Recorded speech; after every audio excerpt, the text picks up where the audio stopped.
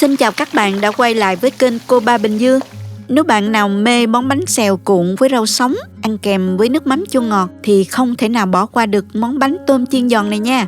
Món bánh giòn rụm hấp dẫn không kém, vừa lạ vừa quen mà làm lại dễ nữa. Hôm nay mình xin chia sẻ với các bạn công thức và những lưu ý khi pha bột để làm bánh tôm chiên khoai, giúp bánh tôm được giòn rụm nhưng không hề bị cứng nha. Các bạn nhớ theo dõi đến cuối video và đừng bỏ qua chi tiết nào nha. Nào mời các bạn cùng vào bếp và làm ngay món này với mình nhé. Chúng ta có thể xem những thành phần nguyên liệu chi tiết, hình ảnh nguyên liệu cụ thể để thực hiện món này ở cuối video, hoặc tham khảo những dụng cụ nhà bếp mình hay sử dụng bên dưới phần mô tả của video. Hôm nay mình dùng khoai môn và khoai lang để chiên nè. Nếu không có thì các bạn dùng một loại khoai cũng được. Mình thích thêm khoai môn do là nó tạo được độ bùi và giòn rất ngon đó các bạn. Khoai môn và khoai lang thì mình đã gọt vỏ. Lưu ý là phần khoai môn mình gọt vỏ dày một chút và đeo bao tay vào để gọt. Nếu không nó sẽ bị ngứa đó nha các bạn. Mình cắt nhỏ khoai môn, sau đó thì mình cắt sợi ra như thế này. Khoai lang thì mình cũng làm tương tự giống như khoai môn luôn ha.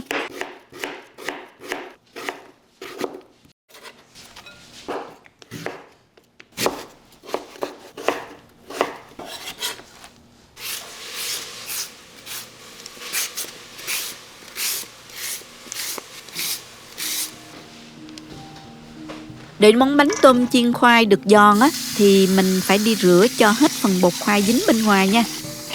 Phần nước rửa ra nó đục như thế này nè các bạn, do bột trong khoai ra rất là nhiều luôn. Mình rửa nhiều lần nước cho đến khi nào nước trong lại là được nha. Sau đó thì mình dàn trải ra để khoai được ráo nước. Bây giờ tiếp tục đi pha bột. Cho vào thau 200g bột gạo, 100g bột mì và 100g bột nang. Mình rất thích sử dụng bột gạo lọc trong các món áo bột chiên vì nó sẽ cho thành phẩm chiên được giòn và ngon hơn đó. Để cho phần bột khoai có màu vàng ươm đẹp mắt thì mình thêm vào đây 1 muỗng cà phê bột nghệ. Cho vào nửa muỗng cà phê muối để cho phần bột được đậm đà hơn. Cũng giống như bánh xèo, bí quyết để cho phần bột được giòn xốp hơn đó là mình sẽ pha bia vào nha. Cho vào đây 200ml bia và 200ml nước lọc. Khuấy đều lên cho tan. Vì sử dụng bột gạo lọc nên mình sẽ để nghỉ khoảng 1 tiếng trước khi chiên cho bột ngấm nước và nở đều nha. Trong lúc chờ bột nở thì mình sẽ đi sơ chế tôm. Phần tôm này mình đã rửa sạch với nước muối loãng và cắt bỏ râu tôm. Mình chọn tôm thẻ loại to để khi chiên bánh sẽ được đầy hơn, nhìn hấp dẫn hơn đó các bạn. Tôm thì mình giữ nguyên vỏ để khi chiên phần tôm vẫn giữ được độ ngọt, không bị khô và đồng thời vỏ tôm sẽ giòn hơn nữa. Để lấy chỉ tôm và những chất xơ ở đầu tôm mà vẫn giữ nguyên phần vỏ tôm thì mình dùng đầu muỗng như thế này. Ở giữa đầu và lưng của tôm thì có một phần khớp á, mình sẽ tách nhẹ nhàng ra. Dùng đầu muỗng luồn vào để mình múc hết chất bẩn ở trong đầu tôm ra. Rồi mình giữ luôn phần chỉ và mình kéo ra ha. Với tôm tươi mình sẽ làm cái này rất là dễ luôn. Ngoài ra các bạn có thể sử dụng một cái ống hút và mình làm tương tự. Đầu của ống hút uống trà sữa trân châu đó rất là cứng và phần rỗng to để mình có thể thao tác dễ dàng hơn đó các bạn. Cách kéo chỉ tôm này rất là dễ. Chỉ tôm ít khi bị đứt giữa chân, lấy sạch lắm các bạn. Tôm rất là ngon luôn và nhiều dinh dưỡng. Nhưng phần ruột hay đầu tôm thì có nhiều chất bẩn và ký sinh trùng á, nên mình phải làm sạch ha.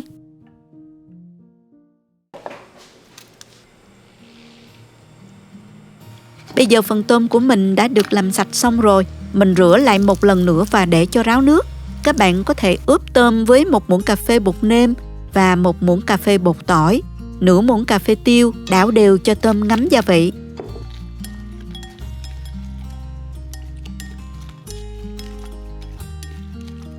Và mình bắt đầu chiên bánh tôm luôn nha.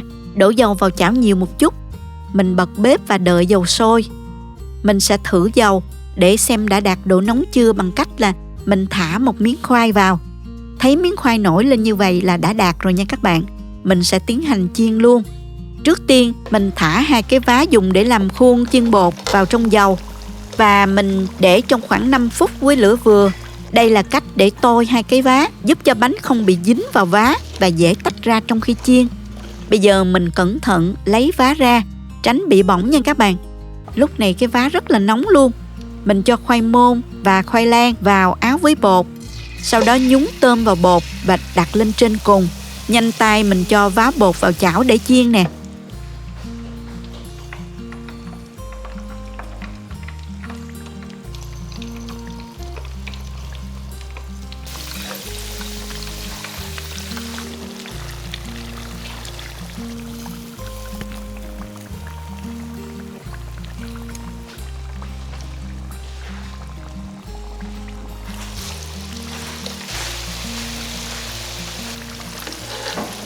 Chiên trên lửa vừa, đến khi nào bánh tôm chín vàng đều hai mặt như thế này thì vớt ra và để trên giấy thấm dầu ha. Vá sau khi đã tách tôm ra thì mình cũng ngâm dầu một chút trước khi chiên để làm cái bánh tiếp theo nha các bạn. Làm tương tự như vậy cho đến khi hết bột và khoai ha.